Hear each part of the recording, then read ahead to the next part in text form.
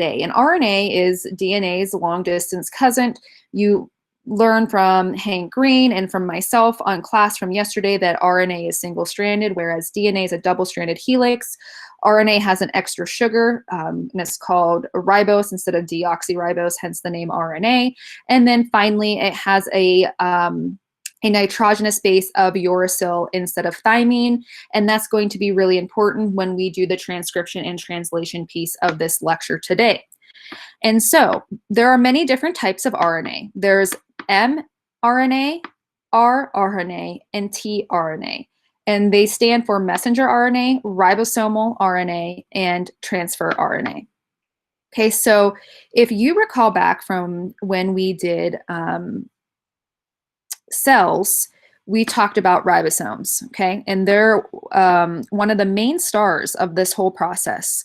So in translation, okay, so we're translating. It's like, and this is honestly like translating a foreign language when you're working on your Spanish or French or German homework, when you're trying to translate from that foreign language to English. You're literally translating a foreign language, so to speak. So in translation, the cell uses genetic information that's contained in the messenger RNA to make the proteins that carry out our cell's work. Then the cell translates the code that's contained in the messenger RNA into a new language, and that is the language of proteins. Those proteins are strung together to make a polypeptide. And those little strings, think of the protein as the necklace and the individual beads as the amino acids. When you string those beads of amino acids together, you get a polypeptide, and that polypeptide forms into a protein. And basically, that then becomes the instructions for our cells to undergo their jobs. Like there is a string of amino acids that are made into a protein to form insulin, okay? So that brings down our blood sugar. There is a protein, an amino acid that's formed into a protein that binds hemoglobin to oxygen in your red blood cells. So that's what, when the DNA is coding for that, that's what transcription and translation does. It deciphers that message in our DNA. So the ribosome, if you recall, were the tiny dots you probably drew on your cells and whatever you made them to be in your cell analogy project. But a ribosome is a molecular machine that makes the proteins. It assembles the protein. It's the manufacture house of proteins. They're composed, they themselves are made up of several proteins. And inside the ribosome is where ribosomal or rRNA is held. So that is where RNA comes from, is from inside the ribosomes. So they consist of basically two parts, a large subunit and a smaller subunit, where they crank out proteins, and they get that from the DNA. So they basically bring together the correct strand of mRNA, and they need to translate it, right? It goes from DNA to messenger RNA, and then that messenger RNA is then translated into tRNA. tRNA is an interesting beast in all of this. It, one, translates it, and two, it transports it, okay? So it literally is, think of it this way.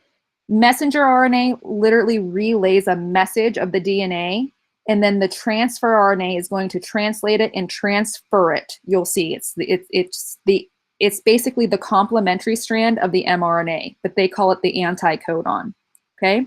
So during translation, the tRNA molecules basically carry out the amino acids to the ribosome's docking site, to the dock, or to the loading dock, so to speak. And it basically takes out that amino acid and transfers it outside into the cell cytoplasm. And you'll need to know all of that in more detail next class. And so if you're looking at the screen, there are codons. And a codon is a set of 3 nucleotides. And your mRNA strand has codons, right?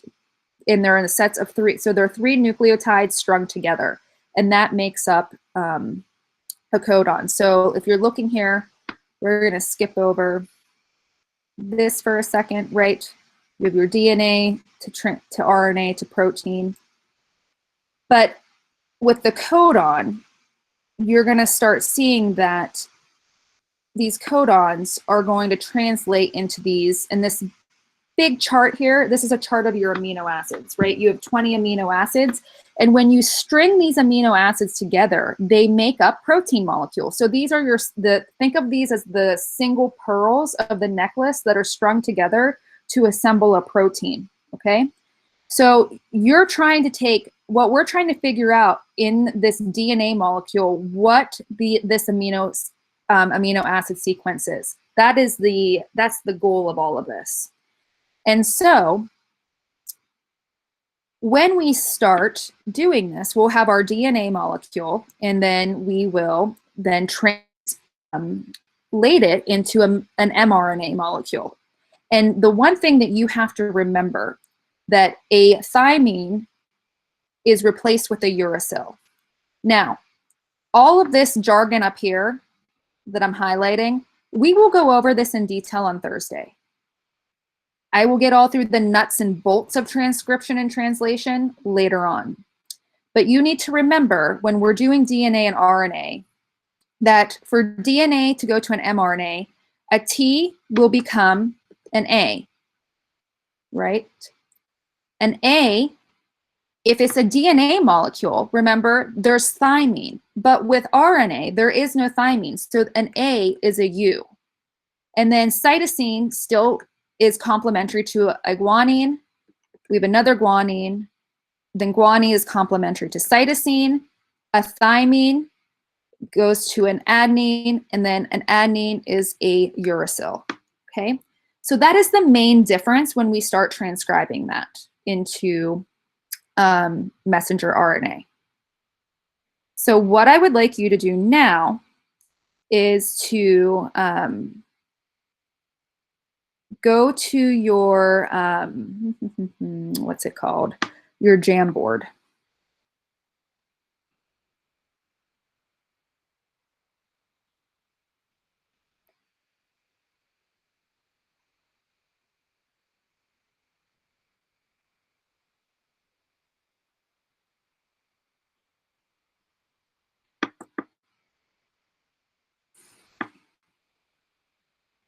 Okay, so now we're at transcription and translation, okay? And again, I'm gonna repeat to you, you're probably gonna be like, how the heck, Mrs. Paris, how does this process work? I told you I will tell you how the engine runs later on. Right now, I just want you to see, to get to the output, okay? You're not gonna know all the nuts and bolts of this. So first and foremost, what I've told all my other classes is that when you start looking at these, and I made this font really big so we can see, it's really nice to, I like to separate my, my sequence into codons. And remember, codons are always 3 nucleotides in length. So I always like to just draw lines between my codons, so I know exactly what I'm looking at. And this, you'll be like, oh, well, that's easy to look at. Well, on the tests and on other sheets, oh my gosh, I can't think of the word. The font is really tiny. So a couple of things that I want to be very clear about, very, very clear about. And I want to make sure that we understand this, because I misspoke in my first block class, and I want to make sure people understand what's happening here. So when we start transcribing the DNA into mRNA codons, we do that by writing their complementary base pairs. So we'll do the DNA, and then we will transcribe it into the mRNA by their complementary base pairs, just like we do with DNA, except our thymine doesn't no longer exist, right? It becomes a uracil. And then we divide our codons out, and then we'll do the anticodon, which anticodon is the tRNA molecule. Now the tRNA molecule is called the anticodon sequence, or you might like to think of it as like the complementary, but it's really called the anticodon when we start getting into transcription. I am going to remind you multiple times that the different purposes of mRNA and tRNA are very different. It is the mRNA or messenger RNA codon that carries the message specifying a certain amino acid. And it is the transfer RNA that transfers that amino acid into the growing protein chain. So when we are doing the amino acid codon chart, we look at the messenger RNA sequence. We do not look at the anticodon sequence. The anticodon sequence of the 3 nucleotides are the complement of the mRNA codon. And the function of the anticodon is to help transfer that amino acid to the appropriate mRNA codon. So this will be clear as mud here in a minute. I just want to say that you do not use the tRNA to do the codon chart. So when you're doing this, it's really easy to just kind of jump ahead and start doing it. So just hang tight. So now let's do the messenger RNA. So we have TAC. Okay, so we need to do the complementary of the mRNA. So we know that in this, a T will become an A. Well, there's no thymine, so this is a U, and then this is a G. That's our first codon. Then we would do our second one. So a C becomes a guanine, that's its complement. Then the G is a cytosine, and so on and so forth. May I have others fill in the rest of the sequence? Remember, there's no thymines. So, are you guys able to edit?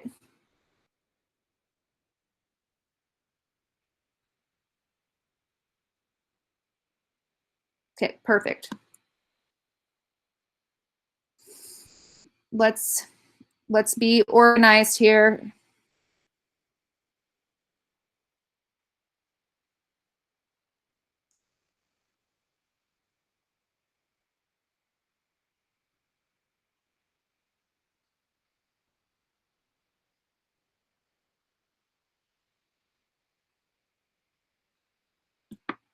I'm going to ask for the ones that have double writing over them to somebody to erase it and fix it, because I have to have it neat, because I do not want to.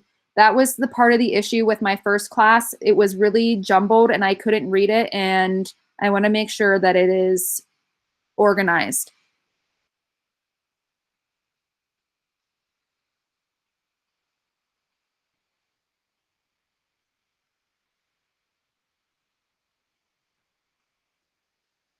So that T is going to be, yes, thank you.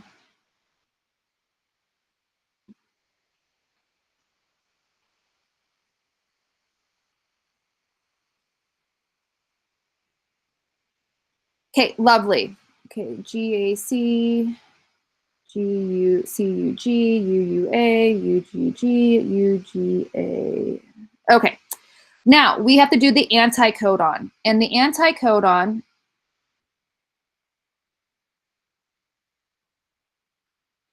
is this. This is the anticodon, okay?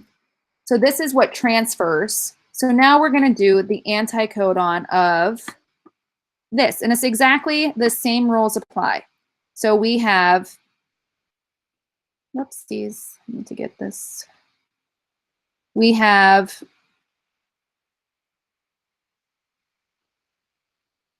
T, A,